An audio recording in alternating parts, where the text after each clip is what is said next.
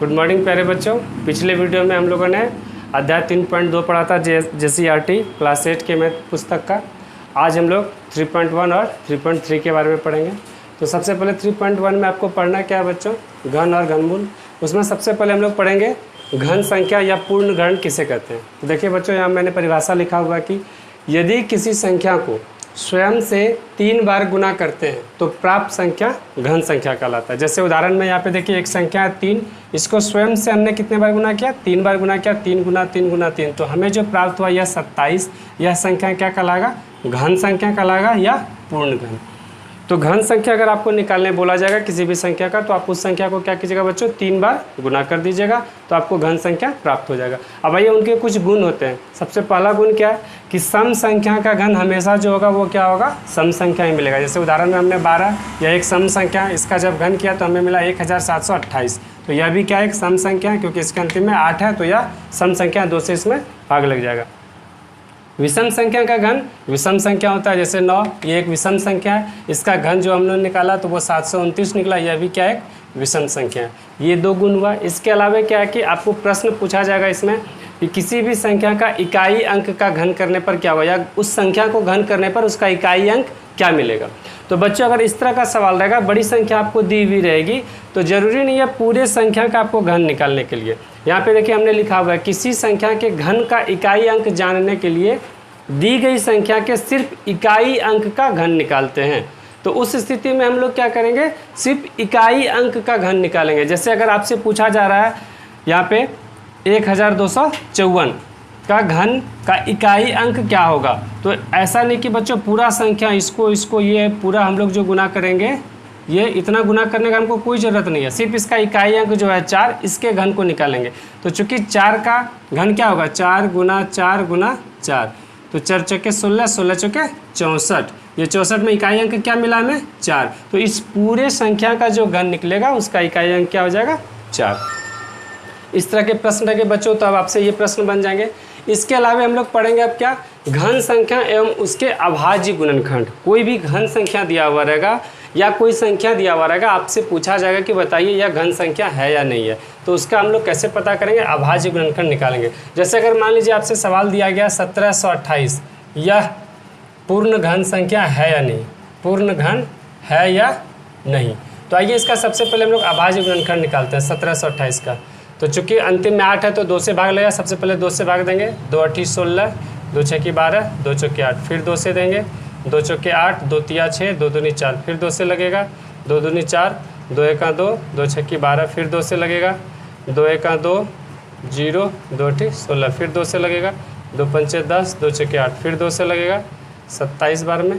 अब 2 से लगेगा, 3 से लगेगा, 3 नमा 27, 3 तिया 9। तो हमको 1728 का जो हम लोग गुणनखंड निकाले वो क्या मिला हमको, 2 गुना 2 गुना 2 गुना 2 गुना 2 गुना 2, 1 2 3 4 5 6, 1 2 3 4 5 6, और फिर 3 गुना 3 गुना 3। तो चूँकि घन पूर्ण घन होने के लिए क्या होना चाहिए, जो अभाज्य गुणनखंड हम लोग निकालते हैं वह गुणनखंड जो होना चाहिए वो त्रिक में होना चाहिए। त्रिक मतलब उसमें 3 अंक का समूह बनेगा। जैसे देखिए ये 3 अंक समान समूह बन गया, ये 3 अंकों का समान समूह बन गया, ये 3 अंकों का समान समूह बन गया। एक भी अंक इसमें ऐसा नहीं छूटा जिसका समूह नहीं बना, इसलिए यह जो है यह क्या है, पूर्ण घन संख्या है। अगर इसमें किसी एक का भी समूह नहीं बनता, छूट जाता, तब यह संख्या जो है वो पूर्ण घन संख्या नहीं होगा। अब यह अभाज्य गुणनखंड जो है ये आप लोगों ने जो सीखा, इस पर कुछ सवाल भी पूछा जाता है। इस पर क्या सवाल पूछा जाता है वो भी हम लोग ये करते हैं, देखते हैं।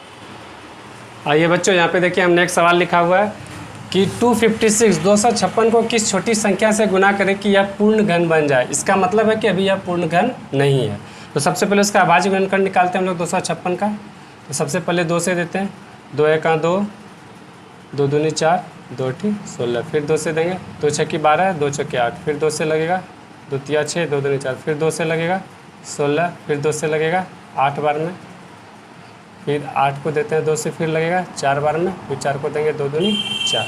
तो हमें क्या क्या उसका गुणनखंड मिला, 1 2 3 4 5 6 7 8, 3 4 5 6 7 8। अब देखिए इसमें हम लोग त्रिक सबसे पहले ढूंढेंगे। तो यहाँ पे देखिए ये एक त्रिक मिल गया हमको, फिर ये एक त्रिक मिल गया हमको। अब यहाँ पे देखिए बच्चों इसका त्रिक नहीं मिला, इसलिए यह अभी पूर्ण घन नहीं था। अब हमारा सवाल क्या कर रहा है कि किस छोटी संख्या से गुना करें कि यह पूर्ण घन बन जाए। तो चूंकि पूर्ण घन बनने के लिए अभी हम लोगों ने क्या पढ़ा कि उसका त्रिक बनना चाहिए, यानी कि 3-3 का समूह होना चाहिए। तो इसका समूह कंप्लीट, इसका समूह कंप्लीट, इसका समूह कंप्लीट नहीं है, इसमें एक संख्या और चाहिए। एक और अगर चाहिए तो क्या चाहिए, 3 अगर देंगे तो क्या यह समूह बनेगा क्या, नहीं। तो हमको क्या चाहिए, एक और 2 चाहिए, तब देखिए ये पूरा जो है एक समूह बन जाएगा। इसलिए छोटी संख्या हमारा क्या हो जाएगा, छोटी संख्या बराबर 2, ये हो जाएगा इसका आंसर। यानी कि इस संख्या को 2 से गुना करेंगे तो यह पूर्ण घन बन जाएगा। अब आइए नेक्स्ट सवाल है, 192 को किस संख्या से भाग दे के यह पूर्ण घन बन जाए। सेम प्रोसेस है, इसका भी गुणनखंड निकालेंगे। यहाँ पे क्या था, हमको गुना करना था, यहाँ पे भाग करना है, भाग मतलब उसको हटाना है। तो चूंकि 2 ये दोनों जो एक्स्ट्रा था तो 2 गुना 2 4, 4 से उसको भाग दे देंगे तो हट जाएगा। आइए यहाँ पे इस सवाल में हम लोग देखते हैं 192 है, पहले इसका गुणनखंड निकालते हैं।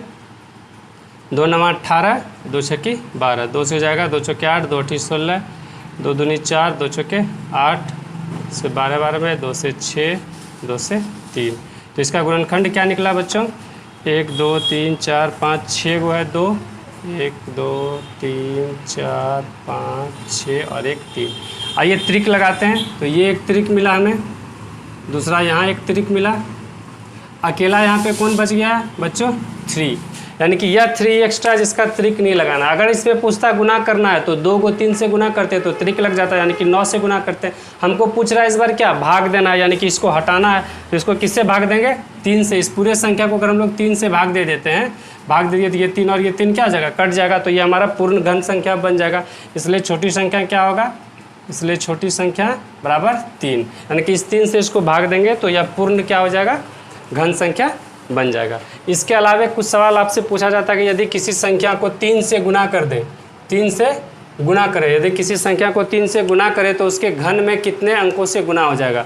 तो चूंकि मान लीजिए कोई भी संख्या है, जैसे 2 एक संख्या है, ठीक, इसको किससे गुना कर रहा है, 3 से, तो कह रहा है कि इसके घन में कितना अंक से गुना हो जाएगा। तो चूंकि 2 का अगर हम लोग घन निकालेंगे तो ये 8 निकलेगा, लेकिन कह रहा है कि 2 को हमको गुना करना है 3 से, तो 2 को गुना कर दिए 3 से, और पूछ रहा है अब इसका घन जो करेंगे तो जो नया संख्या होगा वो पुराना संख्या से कितना गुना हो जाएगा। तो चूंकि पुराना संख्या हमारा 2 था तो 2 का हम लोग घन निकाले थे तो 8 निकलेगा। तो इसमें गुना में कौन सा बढ़ेगा, जो नया संख्या बोल रहा है। तो सिर्फ नया संख्या का गुना वो नहीं बढ़ेगा, उसके घन का गुना हो जाएगा। तो 3 का घन कितना होता है, 27, यानी कि जो नया संख्या हमारा होगा वो पुराने संख्या का कितना गुना अधिक होगा, 27 गुना अधिक है। तो बच्चों इसको सिर्फ ये याद रखिएगा कि जितना से गुना करने का जाए उसके घन के बराबर नया संख्या जो है उतना गुना अधिक बढ़ जाता है। अब हम लोग पढ़ेंगे परिमेय संख्या का घन निकालना। तो बच्चों परिमेय संख्या भी घन निकालना जो है वो भी आसान ही है। जैसे पिछले अध्याय में आप लोगों को घनमूल निकालने हम लोग बता दिए थे, तो परिमेय संख्या का भी घनमूल निकालना आसान है। परिमेय संख्या आप जानते हैं P/Q के रूप में रहता है। जैसे आपको मान लीजिए बोल देगा 1331/120, इसका घनमूल निकालिए इसका, यह परिमेय संख्या हो गया। तो चूंकि हमने 1331 का घनमूल निकालने पिछले वीडियो में सीखा था, 1000 का भी घन निकालने हमने पिछले वीडियो में सीखा था, तो इसका घन निकालना आसान है। इसका घन निकाल लीजिएगा, फिर इसका घन निकाल लीजिएगा, दोनों को भाग दे दीजिएगा, जो आएगा वही आंसर हो जाएगा। इसके साथ बच्चों आप लोग को टेस्ट का लिंक रहेगा, वो टेस्ट खेलिएगा और टेस्ट खेल के बताइएगा वह टेस्ट कैसा लगा। इससे क्या होता है कि हम लोगों को थोड़ा बूस्टअप मिलता है। धन्यवाद।